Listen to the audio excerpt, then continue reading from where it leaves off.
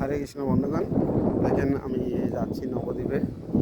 একটু আসছি ঘোষপাড়ার দিকে। দেখেন অবস্থা, চতুর্দিকে জল আর জল। আর দেখেন আকাশে কি প্রচণ্ড মেঘ জমেছে। দেখেন অবস্থা, মনে হচ্ছে এখনই বিশাল আকারে নামবে।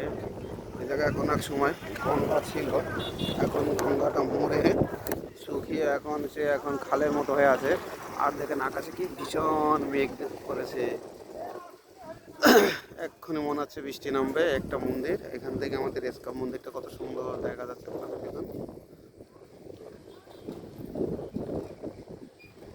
এত মেঘ করেছে, এসকাম মন্দিরটা ঠিক মতো দেখা যাচ্ছে না। দেখেন আকাশের কি অবস্থা, পুরো কালো হয়ে আসছে মেঘটা। এখনো সন্ধ্যা হয়নি, কিন্তু মনে হচ্ছে পুরো সন্ধ্যা হয়ে গেছে। চতুর্দিকে আরও যে হালকা সূর্যেরই প্রভাব মনে হচ্ছে। হরে কৃষ্ণ।